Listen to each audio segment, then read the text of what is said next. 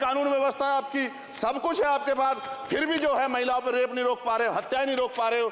सुनो भाई, मैंने ध्यान से आपको सुना है, सुनिए जरा। No don't please. जिस दिन अम्बेडकरवादी गुस्सा हो जाएगा वो फिर इस सरकार को जो 24 में आ गई है वो आने वाले चुनाव में ऐसा सबक सिखाएगा कि दोबारा पलट के नहीं देख पाओगे। तो मैं, मेरे दाएं तरफ जो साथी बैठे उनको बुरा लगेगा, कर्नाटक में 14,732 करोड़ रुपए इन्होंने दूसरी योजना में लगा दिए और मध्य प्रदेश में आपने 95 करोड़ रुपए जो है दूसरे बजट में लगा दिए। हमारा जो मिलता है उसको तो मत छीनो भाई।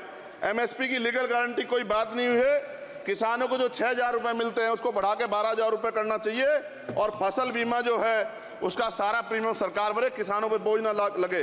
रिजर्वेशन प्रमोशन में लागू नहीं किया गया, पुरानी पेंशन को बहाल नहीं किया गया, इस पर चर्चा नहीं हुई।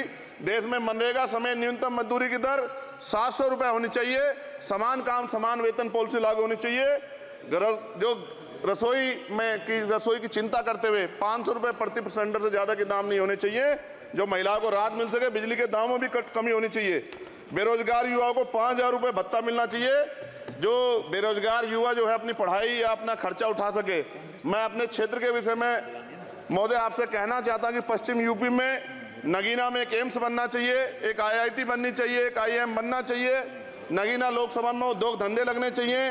नगीना की कताई मिल जो है उसको पुनः शुरू कराना चाहिए। RRTC जो योजना है सरकार की उसको मेरठ से आगे बढ़ाकर मुजफ्फरनगर, सहारनपुर से नजीबाबाद नगीना होते हुए उसको नगीना तक ले जाना चाहिए। साथ साथ नजीबाबाद से मुंबई के लिए एक ट्रेन चलनी चाहिए और नगीना, श्योरा, किरतपुर में रेलवे के ओवरब्रिज बनने चाहिए। सभापति महोदय, सामाजिक न्याय मंत्रालय को 13,000 करोड़ रुपए दिए गए और जनजाति कार्य मंत्रालय को 13,000 करोड़ रुपए दिए, कुल 26,000 करोड़ रुपए, जो कुल बजट 48.20 लाख का लगभग 0.54% है। जबकि हमारी संख्या 25% से ज्यादा SC ST की और बहुजन समाज की मिलाओगे तो 85% से ज्यादा है। और हमारे विकास के लिए सरकार 1% बजट 1% पैसा खर्च कर रही है, जो मिलना हमें चाहिए, जबकि मिलना हमें 25% चाहिए। ये ऊंट के मुंह में जीरा के समान है, कहावत हमने बहुत दिन सुनी थी। पिछले लंबे समय से हमारे साथ धोखा हो रहा है, लेकिन अब ये नहीं चलेगा। चंद लोगों की तराजू से देश के संसाधन नहीं बटेंगे। इस देश का बहुजन समाज बर्दाश्त नहीं करेगा। संसाधन का बंटवारा संख्या के आधार पे होगा। माननीय काशीराम साहब नारा लगाए थे, ना तो वोट हमारा राज तुम्हारा चलेगा, और आज हम कह रहे हैं ना ही वोट हमारा और नोट तुम्हारा चलेगा। इस बात का भी ध्यान जो है सरकारों को देना पड़ेगा।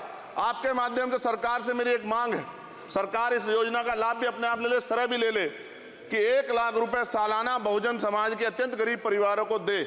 10 लाख करोड़ रुपए खर्च होंगे, लेकिन इस 1 लाख रुपए की योजना से एक झटके से परिवार गरीबी की रेखा से ऊपर आएगा और इनके बच्चों को कुपोषण खत्म होगा, अच्छी शिक्षा मिलेगी, महिलाओं को सम्मानजनक जीवन मिलेगा और इससे वास्तव में सबका साथ सबका विकास का नारा सार्थक होगा।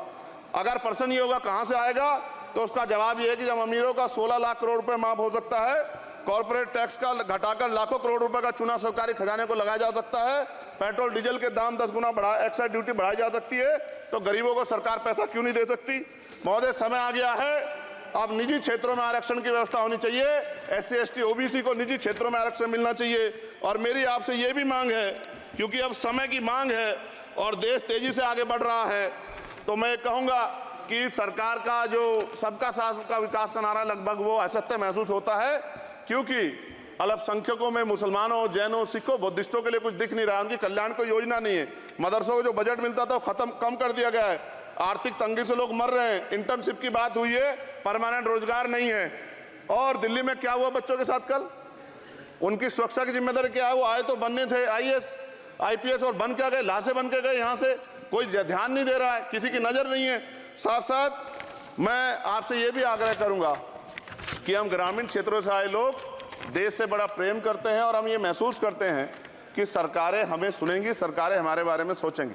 लेकिन ऐसा महसूस हो जाता है आज़ादी के 75 साल बाद, और जिसको अमृत काल कहा जा रहा है, आज भी SC ST OBC के लोगों पर अत्याचार हो रहा है।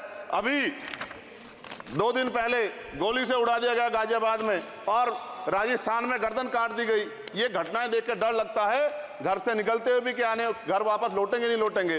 तो मेरा सरकार से आग्रह है, अगर आज़ादी के 75 साल बाद भी हमारी हत्या हो रही है, तो हमारी मां को भी दर्द हुआ होगा जब उसने हमें पैदा किया हो।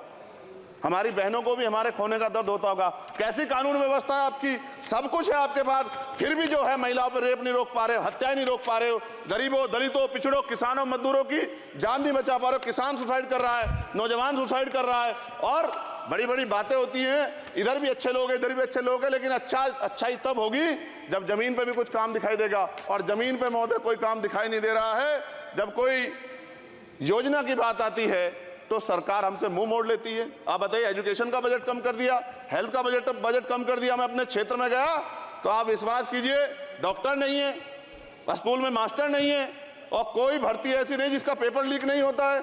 तो देश किस तरफ जा रहा है और इसमें नौजवानों का भविष्य क्या है, इसके बारे में हमें चिंता करनी चाहिए। और अंत में अपनी बात को खत्म करते हुए मेरा आपसे आग्रह और आपके माध्यम सरकार से आग्रह है कि यहाँ बाहर बाबा साहब अम्बेडकर की मूर्ति लगी हुई थी एक, वो करोड़ों लोगों की आस्था से जुड़ा विषय है, और आप विश्वास करो इतना गुस्सा है उसको लेके। मेरी आपके माध्यम से, मैं हाथ जोड़ता नहीं हूं, लेकिन मैं हाथ जोड़ के आपसे आग्रह कर रहा हूं कि प्रधानमंत्री जी, सरकार से हमारी आग्रह कि वो अम्बेडकर वादियों के सम्मान का ध्यान रखते हुए, उनके जो है दिल की पीड़ा को समझते हुए, दर्द का ध्यान रखते हुए उस मूर्ति को पुनः स्थापित करा दीजिए। अगर इसमें कोई राजनीतिक कारण अलग बात है, लेकिन मैं कंक्लूड कर रहा हूं। मगर मैं आपसे कहना चाहता हूं, इसमें बहुत गुस्सा है। जिस दिन अम्बेडकरवादी गुस्सा हो जाएगा, वो फिर इस सरकार को जो 24 में आ गई है, वो आने वाले चुनाव में ऐसा सबक सिखाएगा कि दोबारा पलट के नहीं देख पाओगे। तो मैं आपका धन्यवाद करता हूं, और मुझे विश्वास है कि सरकार मेरी बातों पे गौर करेगी और गरीबों के बारे में सरकार सोचेगी, गरीबों को आगे बढ़ने के अवसर प्रदान होंगे। धन्यवाद।